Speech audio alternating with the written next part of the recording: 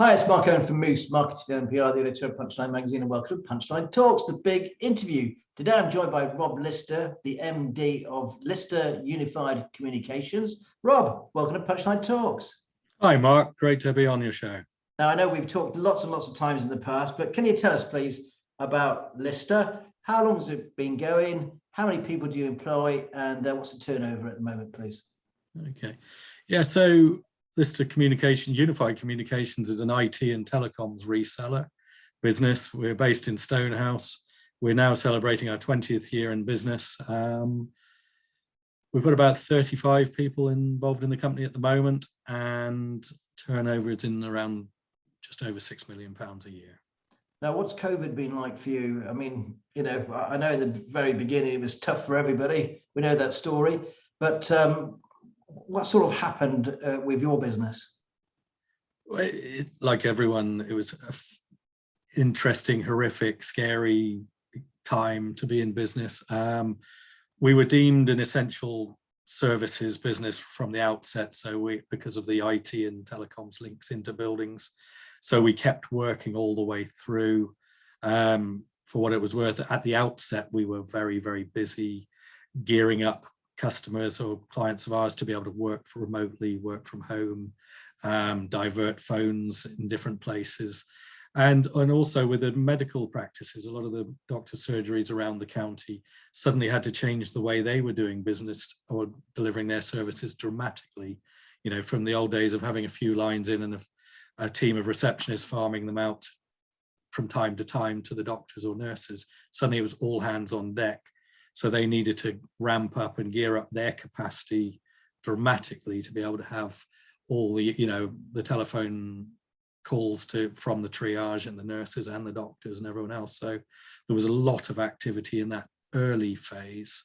Then it steadied, and we, probably moved into much more of a tick over phase for a long time, and put a few people onto furlough for some of the period. We had by September last year, we had all of those that we were going to have back came back. One or two didn't come back, but in the main, everyone else is back, and we've had everyone off furlough since then, and we're working away at a steady speed at the moment. I'd say a steady speed. So you started 20 years ago, Rob. How did the company actually start off? Because Lister's well known, it's famous in the area. You come from a sort of well-known family background. Can you tell us a bit about that, please, sir? Yeah, I mean, the two things are unrelated. The diesel engine company Lister's in Dursley was something that great-great-grandfather, great-grandfather, grandfather and father all worked in. But it was sold as a family business in the early 60s. It just, retained the name. So for us, it was a legacy that was a lovely history and a lovely story, but it was never going to be an option for us to go and get involved in it. It moved on by then. So, we were always, like everyone else, trying to find our own way in the world. And for me, that meant trying various jobs. I tried to be an accountant with Ernst & Young, but I was just not gifted at that one. Don't worry, mate. Then I became a salesman with an agricultural leasing company in Gloucester and spent 7 years with those guys.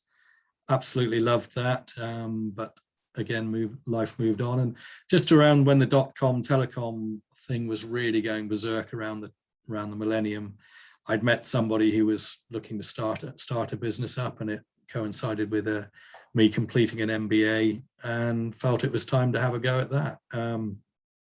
So that got me into telecoms, and within a year or so of joining that chap, it seemed more appropriate to go our separate ways.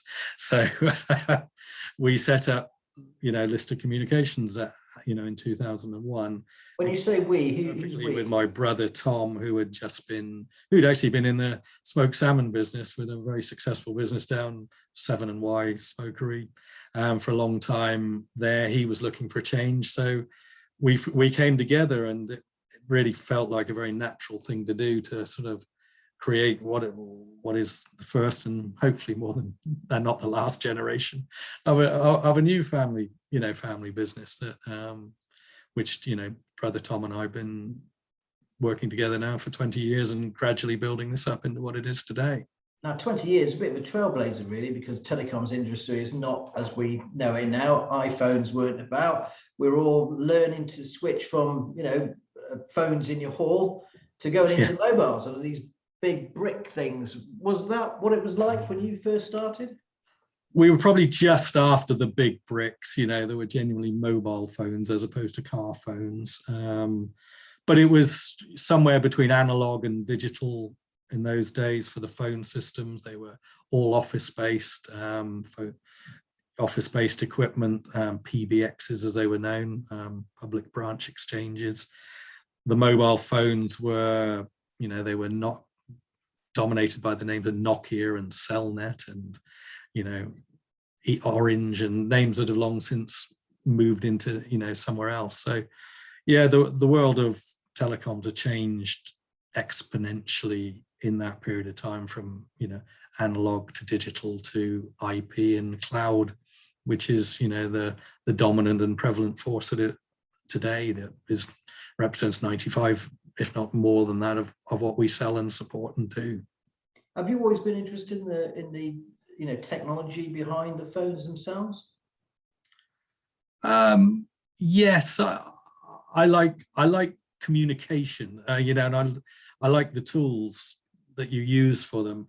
I'm not a great engineer behind that. I don't truly understand, if you open it up, how it's all soldered together and how it works. But the bit that interests me is, the application of having these bits of equipment in your, in your hand, or, in your car or on your desk, to allow us to do business, allow us to communicate, and all the rest of it that comes with it. So what sort of clients do you have now? Where are they spread out? Are they all over the country, or is it mainly here, predominantly in Gloucestershire? It's the nature of our business allows us to operate anywhere in the country. The bulk of our business is in Gloucestershire and the surrounding counties, and undoubtedly, if you dropped a stone on the pond of Gloucestershire, the ripples would ripple out gently as we go. The customers we have outside of this region probably started here and have taken us, we've gone with our clients to other regions. And yes, we've got plenty of customers in London, in the southwest, Scotland, Wales, across the country too. But that said, fundamentally, it's Gloucestershire first, and works round and round from there. Now, I know for a fact that I couldn't work with my brother. I loved him as much as I did. What's it like working with your brother, on a day in, day out basis? Yeah, it's a real interesting one, because, as brothers growing up, we battled and fought, and, we were quite competitive against each other. And so probably we would never have really thought the pair of us would be in business together. But it happened, we found we were, and it's been a revelation to us both. One, we're still here 20 years later, still enjoying it, which is a good thing. We laugh, and, in this case, money's thicker than blood, I think. We're very focused on the business. We found our roles. Mine's very much the sales and marketing side of the business, and Tom's is running the engineering team and, the facilities side of the business. And he's also taken us on a side journey into house building with a couple of other people as well. So we're building a few houses these days too. So yeah, it works. We laugh. I'm the good cop and he's the bad cop most of the time. But often I think many of the team prefer him because they know exactly where they stand. But yeah, no, it's been good fun so far, and long may it continue. So what's the biggest lesson you've learned? And what's first of all, the biggest mistake you've made in business? Oh, I think, like many of your people who've been interviewed before, I think the mistakes are endless. And, can I single any one of them out? I'm not sure that I can. We've made some poor investments in, business ventures that we think could go. We've backed, the wrong people occasionally who've come into the business because we've thought they could bring something to the party very quickly, which they didn't. No catastrophic mistakes yet, but plenty of small ones along the way. And I think the thing is to be able to catch them, put them in their box and move on, and be big enough to say, yeah, that didn't work. Okay, what's the biggest plus that you've done? What's the most thing that you're really proud of? Because your family's linked to the Nelson's Trust. You do an awful lot for charity as well. Yeah, I mean, we're obviously pleased with that, but that, that's an aside, or a byproduct of who we are and running this business and all the rest of it. The bits I'm proud of, I think, are starting pretty much from scratch and taking a business, in a fast moving business that we're in, to where it is today, and have it, just the sheer fact that we built this brick by brick, with organic growth and sweat, and not borrowing, venture capitaling our way into growth. We do it the hard way, and we do it what we think is the right way. Now, you've been around a long time as well, and you're a keen shooter as well, aren't you? What do you mean by that? I meant clay pigeon shooting. Go around and shoot. It's not how we collect our debts or anything. No. No. But I'm just trying to. I do certainly enjoy, country sports, and one of those being, shoot, out with the shotgun with a number of friends. Some of our best clients and best friends are doing, Simon Ford, Alan Smith, Jason Wesley, all names from the area, Paul Smith. The list goes on. We've shot, we shoot and enjoy a bit of that together. Well, it's a bit of networking, isn't it, at the end of the day? Because I think that's the great thing about Gloucestershire business, I should say. You're based out there in Stonehouse. It really is this collective of people that have known each other for a long time, trust each other, help each other, and ultimately grown together. Yeah, no, I think that's absolutely right. And Gloucestershire is that type of county. It's half urban, half rural. It's we're all pretty proud of our identity here. We all like where we live. We like what we do. And it encourages dealing with each other, doesn't it? Through the networking, whether it's shooting or golf or going to Gloucester Rugby or those types of Forest Green Rovers, they're all opportunities to get to know each other. And as you get to know each other, you realize the benefit of doing business with each other and not just buying it from the, blind multinational that, has some depots in our county. Let's buy off each other and support each other's businesses. Now, you've I forgot what I was going to ask you now. You kind of threw me for a second. Good. Yeah, no. Yes, that was what I was going to say, is that the telecommunications industry is really, really fast moving all the time. So what is next on the horizon? What's coming down the road? What's next coming down the road? I mean, I think we're in a massive step change at the moment, moving fully from the digital to the IP and world that we're transitioning into.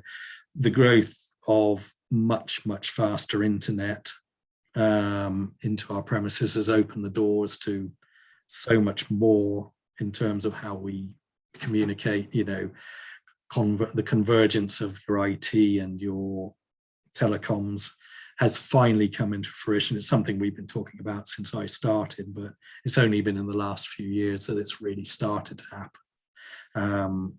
The fact that we're making video calls as standard, and we're,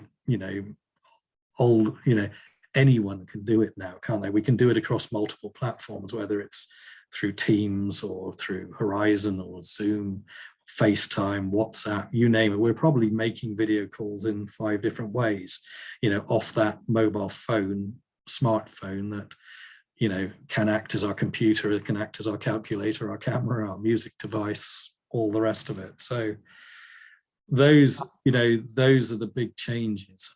I think, we're in the transition of, phone systems are no longer boxes on the wall in your office, they're virtualized or in the cloud. And you don't have to worry about the box on the wall. You know, your servers are no longer bits of tin sitting in a server room anymore. They're in the cloud, which gives you so much more flexibility to be able to work how you want, where you want, you know, as you need to, allow you to flex up and down with your staff. Numbers allow you to choose whether you want to be all office based, all home based, part office based, part based, and just this new flexibility that comes with cloud based services and is tremendous, isn't it? It's been tremendous, and no doubt in the last 18 months or so, and you know, the time we've been working our way through, it's been a godsend to many, many businesses to be able to have this flexibility, to still be able to deliver some, all, or most of their services, whilst not being able to do it in the way that they used to do it, or would normally do it if you had full access, you know, to the way it was. Can you imagine if the virus had struck, say, 8 years ago, and we'd be communicating by fax, trying to draw things over and trying to fax? I'm just going to fax you now on the telephone, Yes, and you'll be yes. faxing it away. It's ironic that William Shatner, you know, the original Captain Kirk, is going to be blasted into space. And I always remember as a kid with him flicking open the phone and talking and seeing. And there we are, nearly 40, 50 years later, that has come reality, has come true. Here we are, we're talking on Zoom like this as well. Technology has leapt. I mean, can you see the days when it'll be on your clothing? You know, I talked to Neil Ricketts from Vasari, and he talks about graphene and things, and obviously, can you see that kind of day? Or is that really sci-fi? Is that not the future? It's a bit too far out of my scope of imagination. You know, I don't want to sound like the old president of the United States who made the first phone call from Washington to the New York Stock Exchange, and the honorary first call, and he, having made the call, he said, do you know what, I can imagine one day when every city has one of these telephones, you know. So I hope I have a little more foresight than that. However, I'm not sure. I can't see where it's going. I'm not going to say no, because things move at astronomical speeds. You know, we're already starting to make phone calls through our iWatches, aren't we, and things like that. So yeah, I absolutely love the iWatch. I mean, do you do a lot of business with that? I know that you do a lot of, you know, business with iPhones and things. We do a huge amount of business with iPhones, iPads, and you know, the Apple Mac computers, and bits and pieces. For the die-hard lover of Apple products, you know, the watch is another must-have, isn't it? I mind. Here we are. Good example. But we probably, in the business world, probably sell far more Samsung Android phones than the iPhone, just because they're at a better price point when you're starting to talk about 5, 10, 50, 100 phones in your estate of mobile phones. So that typically is the bulk product we sell, with the iPhone possibly for the directors and you know, and other senior members of companies. Now, Rob, you're a busy guy. Obviously, you do your sort of hobbies of shooting and golf and things like this. What do you sort of do to relax? What's the latest book that you've read? Latest book, I do read. I like to read a novel, but I'm also one of these people who gets to go to sleep almost as soon as I get into bed. So as standard behavior, I get my book out, I read approximately 3 to 4 pages, and then I fall asleep instantly. At the moment, I'm reading a book called The 8 Detectives, and it's by somebody called Alex Pavisi. It's a murder mystery, and I like murder mysteries and political thrillers and those types of things. And you know, at 3 pages a night, I read about 3 books a year, I would have thought. But takes me a long time at that rate. I'm a pretty slow reader as well. I read lots of newspapers and trade publications. So to actually sit down and read a novel for me is really, really difficult. I've got like 8 on the go at any one time. I float between them all. And there's an article in the paper today saying if you get past, if you get bored after 20 pages, give up. I can't give up on a book under any circumstances. I have to. It's taking you so bloody long to read one. Yeah, I know. I exaggerate. I sometimes get up to 10 pages in a night, before I fall asleep. Okay, what's the latest record that you bought or download or music that you listen to? I was going to say, you're showing your age now if you're talking about buying records, Mark. I love music, and I actually do download a lot of stuff, and it ranges from, Springsteen and the Eagles and Tom Petty to quite a lot. The last one I actually downloaded was Paul Weller, Fat Pop. It's his latest thing, and it actually pulls together an awful lot of stuff he's done in the past. But also, I just want to sort of little shout out to Simon Ford, because I know you got him to confess he was a closet country and western fan. Was he? Yes. Interview, and I've got to say I'm actually with him and really don't mind a bit of that either. So I've downloaded quite a lot of singles from a lot of those more contemporary country and western artists too. Well, I don't know where to go with that really. No, exactly. I hope I've thrown you properly. Yeah. So we're coming to the end of the big interview. What's your top 3 business tips, please, Rob? It's always a tough question. It's a difficult one. Difficult one, mate. Got even with me there. Yeah. No, I think we've always made a big thing of putting the customer first in our business and understanding that. And what I mean by that is you've just got to look at everything you do in reverse, and what does it look like from the customer's perspective when you write that proposal, when you have that conversation, when you deliver that product, when you hand it over, when you train somebody how to use it, how does it look and feel from their point of view, not just ours. Let's get it in and out and go, let's make sure they feel good, and we're considering it that way. So, and that's what I mean by putting the customer first. The second bit I would say is, making sure in a business like ours, you align yourself with the great products, the big manufacturers, the guys who've got the money to invest in R&D and training, looking after themselves, and so that we can go with total confidence to our customers and say, hey, look, this Gamma Horizon cloud system works, this iPhone is top of the range, this Samsung, various products, and just work with the best, so that you can be very, very proud with them. And then the third bit is, promote, isn't it? It's, whether that's, absolutely, working with good PR companies, investing properly in advertising, networking, putting yourself out there, because, the one thing that's certain is if you're not out there, it's not going to happen, so you've got to get yourself out there, and that promote would be my overriding message of what we try and do here. That's the music to my ears, Rob, as you can imagine. Sure it is.